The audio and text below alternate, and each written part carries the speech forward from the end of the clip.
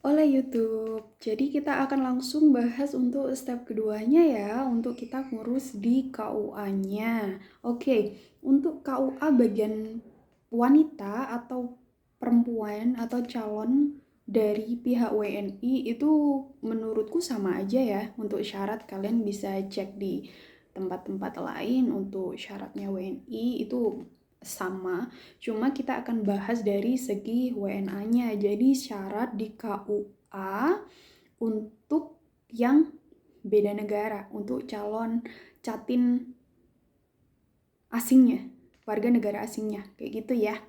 Oke, yang pertama secara umum itu pasti adalah paspor. Jadi nanti kalau bisa kalian itu minta kayak fotokopi paspor. Gak masalah kok, nomor satu itu memang fotokopinya aja dulu untuk diurus ya. Jadi ketika mungkin calon kalian tuh lagi ngurus step pertama yang udah kita bahas di video sebelumnya, kita tuh sambil ngurus KUA-nya kayak nyicil-nyicil gitu. Nah, yang pertama adalah paspor. Paspor dari Jatin WNA-nya.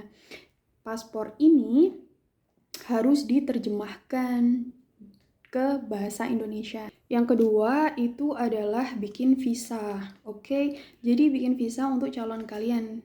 Nah, Brazil itu ke Indonesia kan free visa, tapi itu untuk holiday. Nah, ini karena berhubung dia datang untuk menikah, maka visanya pakai visa khusus, visa untuk menikah kayak gitu. Jenis visanya berbeda.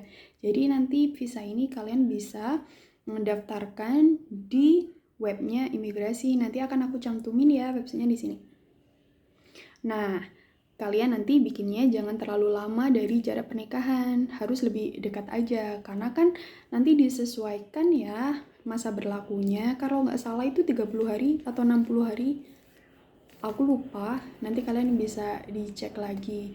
Dan kalau nggak salah bayarnya sekitar 500 ribuan di situ. Nanti dicek aja untuk visanya. Ingat, di visa itu ada kayak tanggal kedatangan sampai tanggal berakhirnya visa itu. Jadi kalian harus benar-benar perhatiin ya. Itu penting. Kemudian yang nomor 3 adalah ini nih yang kita bahas di step pertama, SNI atau surat rekomendasi. Nah, surat rekomendasi ini karena biasanya kita belum dapat, kita lampirin aja draft CNI-nya. Oke. Draft CNI ini biasanya kan balik lagi, dia dapatnya kita akan dapat dalam bahasa Inggris. Nanti kita translate ke bahasa Indonesia. Lah, kalau nanti kita dapat yang asli, tinggal kita ganti aja, kita lampirin. Kita biasanya akan jelasin ke KUA-nya. Jadi ini untuk ngurus biar kita dapat tanggal pernikahan, kayak gitu. Ya kan? Biar kita dapat buku nikah di waktu kita menikah. Karena itu kan penting nanti untuk mendaftarkan pernikahan setelahnya. Jadi bisa lah di lobby dikit untuk di KUA-nya karena memang jarak datangnya calon suami mepet sama tanggal pernikahan mungkin.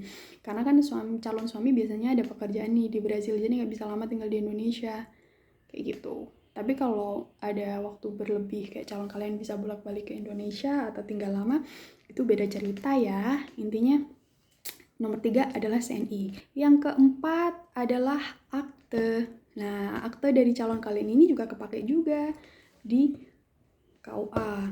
Kemudian nomor 5 adalah CPF atau KTP dari si pria atau calon WNA kalian, calon catin WNA kalian. CPF-nya itu nggak CPF mereka dia sendiri, biasanya ada kayak CPF dari ortu juga dicantumin jadi orang tuanya. Selanjutnya adalah ijazah terakhir dari catin WNA kalian. Kenapa biasanya sih ini untuk dimasukkan ke buku nikah ya, untuk pekerjaan atau pendidikan terakhir tuh kalau nggak salah ada di buku nikah. Jadi biasanya minta ijazah terakhir dari catin WNA kalian. Yang ketujuh biasanya ada untuk wilayah Jawa Timur. Kebetulan aku kan tinggal di Jawa Timur dan ini bisa berbeda di wilayah yang lain. Biasanya meminta STMD, surat tanda masuk daerah. Oke, untuk dapat STMD dulu itu kalau nggak salah kalian ke Polres aja itu udah bisa. Polres itu kayak polisi tingkat kabupaten gitu ya.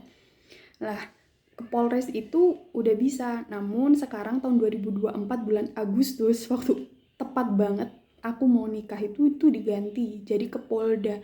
Jadi untuk wilayah Jawa Timur tuh ke Surabaya, ke Polda. Udah nggak bisa di Polres lagi. Jadi untuk ngurus surat tanda masuk daerah itu biasanya ke Polda. Jadi kalian at least cari informasi gimana untuk mendapat surat tanda masuk daerah di Polda biar nanti nggak bolak-balik kayak gitu. Jadi yang terakhir yang biasanya selalu ditanya atau diminta di KUA adalah bukti kalau dia seorang muslim.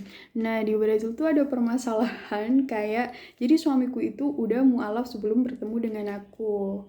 Dia itu sudah seorang muslim. Cuma di Brazil itu kan nggak ada kayak di KTP-nya dia agama apa gitu, atau di surat-surat dan lain-lain tuh nggak ada di Brazil. Bahkan kan kamu nggak punya agama aja nggak masalah di sini ya kan, karena Brazil terkenal dengan agama Katolik terbesar di dunia ya. Pasti dari KUA itu mau tanya deh ini beneran mualaf apa enggak, dan nggak ada buktinya. Karena nggak ada buktinya, jadi biasanya mereka akan minta kayak sertifikat kalau mualaf ya. Biasanya sertifikat mualaf tuh didapat waktu itu karena aku nggak prepare, karena aku bingung juga aku harus dapetinnya di mana. Dan yang melakukan itu akhirnya dari KUA. Jadi KUA itu kayak oh ya udah kita mualafin lagi nggak apa-apa ya buat bukti kayak gitu. Jadi nggak masalah, nanti biasanya dari KUA itu menawarkan, kalau nggak ditawarkan kalian minta aja, nggak masalah. Di situ biar nanti kita kayak ya baca syahadat lagi, terus nanti ada dokumentasi sama dibikin kayak sertifikat kayak gitu sih, dibikinkan sertifikat.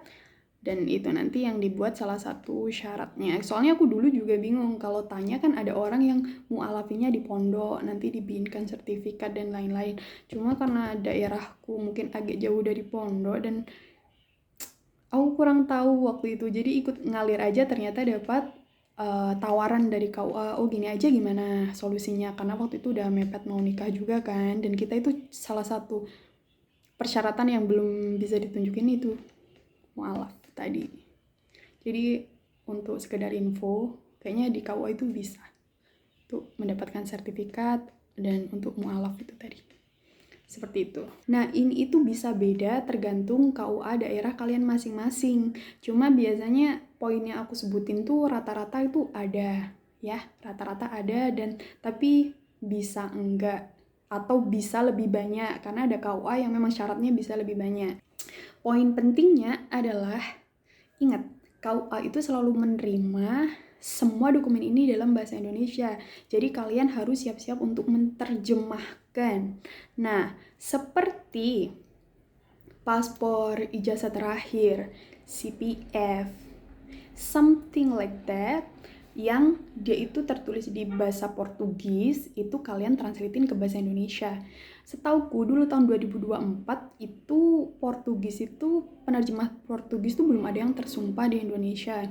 Cuma kalau tahun 2025 ini sudah ada tuh, cuma satu doang. Kalau nggak salah di Indonesia baru satu yang tersumpah di Indonesia, dan itu pakai Liavco. Kalau kalian mau nanti aku cantumin ya di description kalau kalian butuh untuk nerjemahin dari bahasa Portugis ke Indonesia, dan itu prosesnya juga cepat di situ di Liavco. Untuk harga terjemahannya mungkin sekarang udah bervariasi ya harganya. Kalau nggak salah dulu di aku waktu itu belum tersumpah, itu mungkin harganya hampir 400 ribuan, mungkin segitu. Dan itu bisa berubah ya, tergantung sekarang apalagi mereka sudah tersumpah. Kemudian untuk yang CNI itu bisa kalian pakai jasa translate mana aja, karena CNI itu kan dari Inggris ke Indonesia. Cari yang paling cepet lah 1 hari, jadi biar CNI ini bisa langsung disetor ke KUA kayak gitu ya. Untuk step yang kedua sepertinya itu aja yang paling penting buat kalian. Jadi kalian urus dulu yang berhubungan dengan KUA berbara 3 bulan sebelum pernikahan. Jadi kalian urus dulu porsi kalian yang tentang kalian calon pengantin wanita yang akan menikah. Kalian siapin tuh dokumen-dokumen aja yang diperlukan dokumen-dokumen apa yang diperlukan, kalian urus-urus dulu, kalian prepare, terus kemudian nextnya yaitu dokumen apa aja yang calon pengantin kalian WNA butuhkan di KUA. Jadi ngurusnya biar berbarengan. Oke, soalnya kan ada dokumen yang perlu disiapkan agak lebih lama kan sebelum pernikahan. Kayak kita harus ngurusin N1, N2, N3 dan lain-lain itu. Oke, paling itu aja yang bisa aku share untuk step 2-nya. Dan selanjutnya nanti di video yang lain aku akan share tentang step 3 pasca marry yang memang harus kalian urus, yaitu pendaftaran pernikahan dan mendapatkan visa agar kalian nanti lebih gampang. Oke, karena itu mungkin agak lebih ribet. Demikian video dari aku untuk step 2-nya. Semoga membantu.